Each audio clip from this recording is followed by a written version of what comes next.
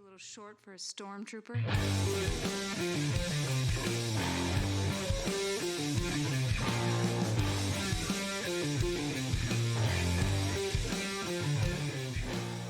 What's up, nerds? Welcome to another episode of the Multiverse Report. We are recapping She-Hulk from Hell's Kitchen to Sakaar and everywhere in between. My name is Mike Gibson. With me, as always, is Steve Heller. What's up, Steve?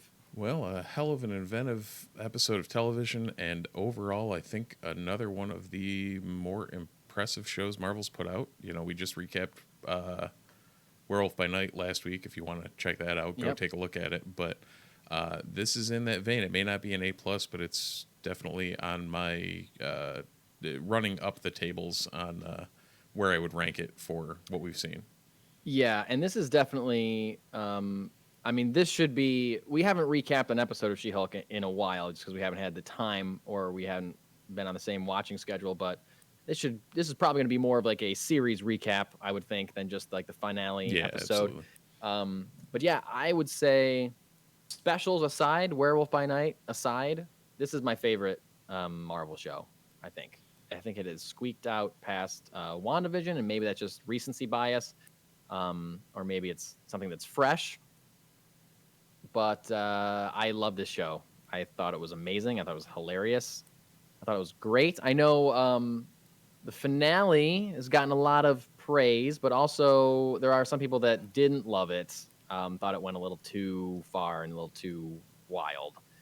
And it was pretty wild, and it was pretty funny and pretty crazy. And so I get maybe people didn't like it, but I thought it was great. Yeah, it was completely off its rocker, and that's what I think was the best part about it. The fact that it was able to self-referentiate and make fun of itself was great.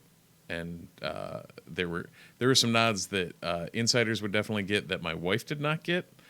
Sure. She could not comprehend why when Kevin popped onto the screen that it was cracking up about a baseball cap. Yep, me too. I said that to my wife. I was like, "Oh, he always wears a baseball cap, and the design of the machine is like as if he's wearing a baseball cap." Yeah, I got that the standard deadpan look. Like, okay, cool. Yeah. Back to the TV. Great. Yeah. So. It was excellent. I saw.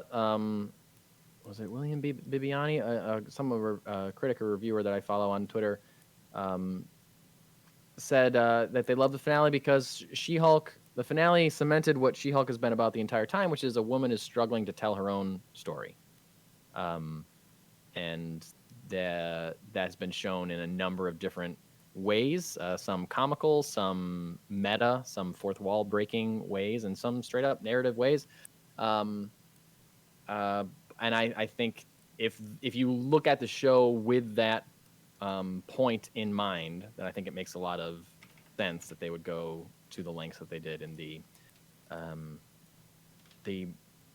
most fourth wall breaking of any She-Hulk, Deadpool, whatever that I've ever seen, I believe. And from what I've heard, was actually shot at Marvel Studios, and like the receptionist that she talked to that made her sign the NDA was the actual receptionist at Marvel Studios. That's actually what it looks like, with the Iron Man suits in the back and everything. Like that is the lobby of Marvel Studios. Well, in the writers' room, I mean, that was Zeb Wells and all the rest of the writers. Yeah, they were all there. They were all there. Yeah, awesome. Loved it, and it's a way to end it in a way that isn't like they were making a joke about all these plot lines are conveniently coming together, and it doesn't really make sense, but it's going to be some big crazy action fight at the end because it needs to be, quote unquote. Wait, no, it doesn't need to be. Yeah.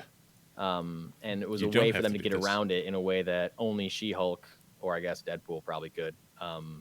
But in our current MCU, a way that only She-Hulk could get around it. Well, even Deadpool though, even the iterations of Deadpool, it's jumping out of the comics page and back into it. That's its own animal. Yeah. Oh, excuse me. Yeah, for sure. What other points haven't we? I mean, there's been so many episodes that we haven't discussed specifically. Were there any highlights for you of the series along the way? I mean, it's a nice mix where they were able to keep it episodic, but also keep the through line, which was very fresh. I think they took good advantage of the episodic nature of it to throw all these little plot holes and plot devices in that also ended up paying off in the giant arc that wasn't. So it was I think we mentioned it. It was a take that we haven't seen from the MCU, who tries to always be a little too serious with their genre. Like, we're gonna add, or we're gonna make this film that's in this genre and just do this thing. When, something like this really worked. So Yeah, and they're even kind of referencing that in the finale, kind of like self-referential. Yep. Yeah, we know we do these things because we think we have to, or that's what's supposed to happen, or things like, we have this algorithm that shows us what we think people want Right. to see, and that kind of, like, that's very, I'm sure that they do have that kind of data and information, or they're collecting that kind of stuff. If they're not, I'm mildly disappointed in them because they need to. Yeah. And they're owned by one of the biggest corporations ever, so they clearly, someone's doing that over Disney for sure. Right. I loved at first I wasn't sure what I thought about the way that they were characterizing Abomination, because in my heart I kind of want him to be a bad guy, and he still might, and there's always a way to write that back in, but I ended up really liking this version of Abomination as being like a reformed self-help guru kind of, meditation is the key. And he only, he does speaking arrangements as the Abomination, like as we found out in the finale. Because even in the finale, at first we're like, oh no, he's the bad guy, and he's like, no, they just hired me to speak on something. They just like, rented out my well, he's barn, still not and bad. And that was like another twist. Like you thought, oh, he's the big bad organizing it. Like, oh nope, he just hired. Right. Well, and then of course, like during that montage when Bruce shows up, it's like, oh, the Abomination must be the bad guy. Exactly. Yeah. Or like, oh, finally we're going to see the Hulk fight Abomination, but you know what? It's not his show. It's her show. So it shouldn't be a fight between the two of them. It should be about her, and it was. You also have to give props to the writers of this show for knowing that just like anti-women, idiot, misogynists online were going to hate it from episode 1 and complain about it and shit on it on Twitter and wherever, like every week. And that's exactly what they started doing. Right. And then make them eat their hat in the final episode. Yes. And then they are the big bad of the show. Like this intelligentsia website is clearly poking fun at online misogynists that hate things that star women, which is a thing that happens all the time. Yeah. Star Wars, Marvel, DC, like any fandom has, idiot misogynists that complain when a woman is the main character or heroic in any way. And they just knew. They're like, yep, there's going to be this outpouring of hate for this show because it's stars a woman, and we're talking about women's issues and things like that. Like in that first episode when she's like, I can handle my anger better than you because I do it every single day, constantly. Right. I do it infinitely more than you. Like that was like, I saw people retweeting comments like, well, it's gone woke and it's just like so stupid. Like just idiot thing. It's like, actually guess what? accurate to the comics. Like, that's exactly. The source material. Read the comics. And 2, stay tuned because you are going to be represented in this show as the villains of this show. Yeah, like Jen's whole thing in the comics is she can control it. Like she has perfect control over when she's Hulk, when she's not. Yeah. Which is what makes her an interesting character because she is different than Bruce Banner. Right. That's the whole thing. Like it wouldn't be, just to have the same character with the exact same hang-ups, but just be a woman. That's not necessarily interesting inherently, but like make it slightly different. Okay. Yeah. There's the hook. There's the hook. Of note, things that were slightly interesting in the finale. I absolutely loved the throwback intro. Oh my God. Thank you for reminding me of that. Yes. The intro, I had to say to my wife, I was like, okay, this is an exact replica of the 70s or early 80s Incredible Hulk show. Oh, they yeah. just shot it like absolutely perfectly, and it even looked like they had like the little like the filter that like the it looks like it's shot through like gauze or something, Yep. like on the lens, like it's blurry a little bit. Like everything was shot back then, like it just looked perfect. It was like shot for shot perfection. It was amazing. Yeah, they And nailed then it. it was like a dream, right? She just woke up from it. Right. Yeah, and Yeah. it was also like it was great too in that I'm trying to look up okay, Devin Lewis was the stand-in for She-Hulk. So Okay, she yeah. was the stunt woman that did Yes. any of the She-Hulk scenes, and in that cut-in, that was her in the green makeup. Just like it would have been Lou Ferrigno in the green makeup. Oh yeah, yes. Yeah. It was yeah, just okay. great to see that they did that instead of just like, throwing the CG on it or doing something. It Okay, was yeah, like I see what you're So saying. she was the Yes, actual stand-in through the whole series for any that's time awesome. she changed. I didn't know that she was the stand-in for Yep. like stunts and stuff like that. That's amazing. But I did notice that she was being played by a different person, which is how they did it in that 70s shows, Lou Ferrigno versus Bill Bixby, whatever. Yep. Because I had seen some set photos prior in the season. I think it must have been the wedding episode, Okay, where like she was there filming, like when she was transformed as Jen. It was her standing in for her, and then they would transpose the CGI over it, and the fact that she was able to get her due instead of just being like the stunt person or the stand-in, like to actually for them to recognize that and use it. It was great. Yeah, so funny. I saw somebody on Twitter bring up the point that in Doctor Strange and the Multiverse of Madness, they canonized that in the MCU, when you're dreaming about something, you're just looking in at another version of yourself in another reality. So because She-Hulk had a dream of herself where she looks like the 1980s television show, somewhere in the MCU timeline, there is a version that exists of that 1980s television show version of She-Hulk exists somewhere in the MCU. That's in great. In a what if universe. So okay, what else? Daredevil. We haven't talked about Daredevil. Oh yeah, at we all. would have missed that. And we're trying to keep this short, but I don't know. Who knows? Can't not mention Daredevil. I think people. I saw people were mad that he wasn't like dark and brooding like he was in this show, but you know what? It's not his show. She-Hulk. And No. I thought he was great. I thought he felt very much like the same Daredevil, the same Matt Murdock, even though he was, cracking a few more jokes than normal. But oh yeah, and great. it felt like the walk of shame. I know. Oh, I know. Friend of the pod, Adam Karkis, immediately sent us a text saying that was the greatest walk of shame ever, or whatever. That was so funny. It was perfect, and it fit. It felt like it fit Matt Murdock's character from like, but either the books or the show. Like, yeah, I couldn't have seen him do it on his own show, but right. you could also you could totally see that happening, and it was just hilarious. Yep. We saw him. We even got a hallway fight. Yeah. With him. Oh, it wasn't all one great, take, great but we throw. got a hallway fight. Great throwback. Yeah. Yep. We saw a lot of him using his little baton thing, which I feel like he didn't use. He used it at the end of season 2 of Daredevil, I think. Yep. But then I don't think he used it that much in season 3 because he wasn't using that costume. So, it was cool to see that back, I guess. It was just the interactions between the two of them were great. Like a little bit of fighting, then having to team up, and like, her immediate reaction, like, wait, are you pretending to be blind? Because that is not cool. And he's like, no, I'm actually blind. Right. Like, yes, you would say that. Of course, that would be the first thing that you say. And then she just banged down the echolocation thing. Yeah. It's like, so right, like echolocation, right? Just like,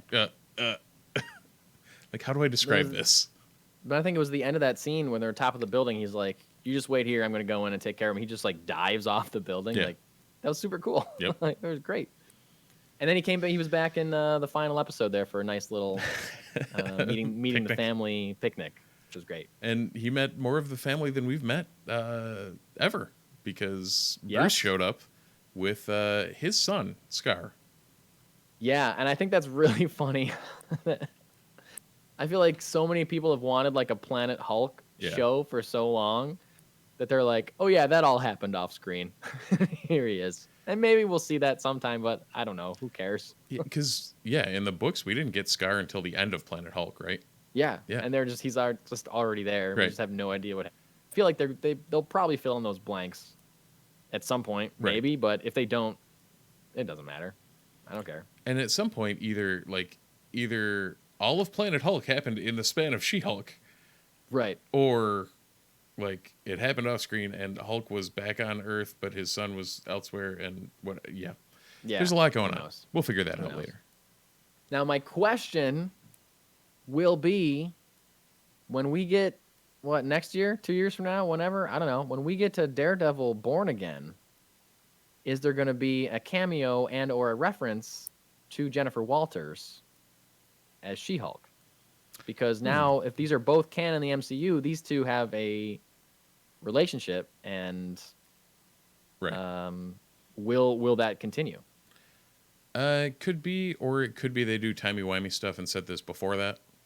Yeah, it could be. Like, Yeah, but then you could still get a reference, or you could still get True. I guess I'm assuming it's going to happen before that. That's what I'm saying. Like, do they still talk? Do they still, is he going to get? oh notes no, of her on a that Born case? Again And happens after episode or season 3 and not now. Like set Born Again before She-Hulk. Oh, okay. Born Again Yeah. before She-Hulk. I guess that could be. You're right. That could be. That's the only reason I could see they wouldn't. I mean, otherwise they kind of have to address it. Yeah, I mean, I'm sure there's ways that they don't have to, but I think it would be Right. interesting to see,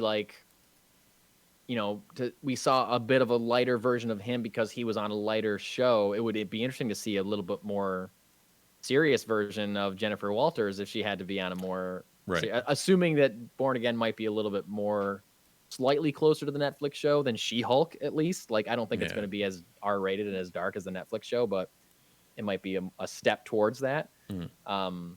I think it would be cool if they got Tatiana Maslany to show up and be like a more serious version of her, and that's like how the comics are. Like, when Wolverine shows up in a Ms. Marvel book or whatever, he's written lighter because he's in a different book Right. than he is in his solo I'm murdering as many people as possible series.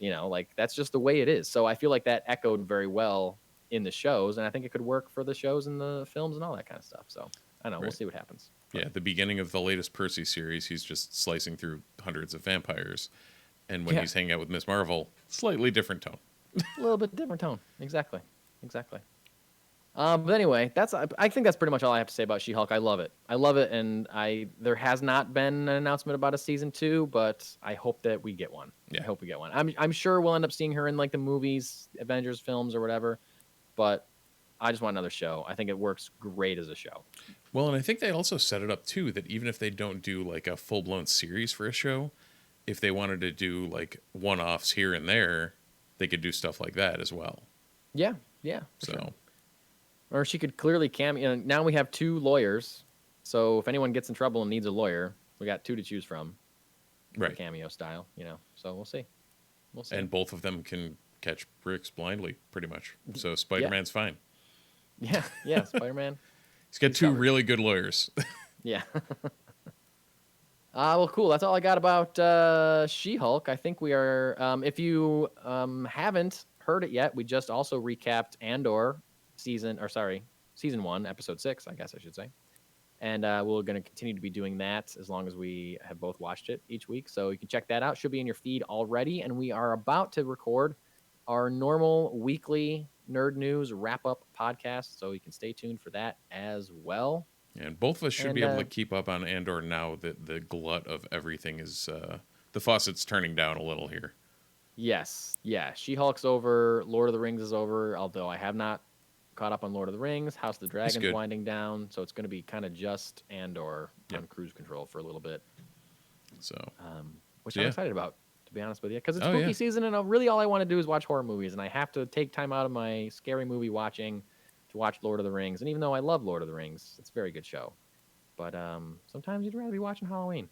yeah, the online fan base is up in arms about numerous things, but we'll discuss that at a later date. Yeah, of course they are. Of course they are. Yeah. So, Just like they were about She-Hulk.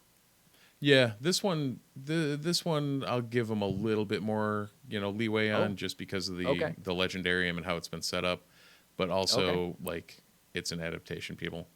It's not Yeah. going to be verbatim. Yeah. shut up. Don't worry about it. Exactly. So beyond that, yeah, I guess feel free to like, subscribe, check out any Please any do. feeds that we're on, be it your podcast feed of choice on YouTube, on Twitch here. Follow us, subscribe, leave a review if you can. Helps us out. Contact us, the Multiverse Report at gmail.com, multiverseport.com. And beyond that, I think, that's it. I think that's it too. So until next time, thanks for watching. Thanks for listening. We'll see you in the multiverse.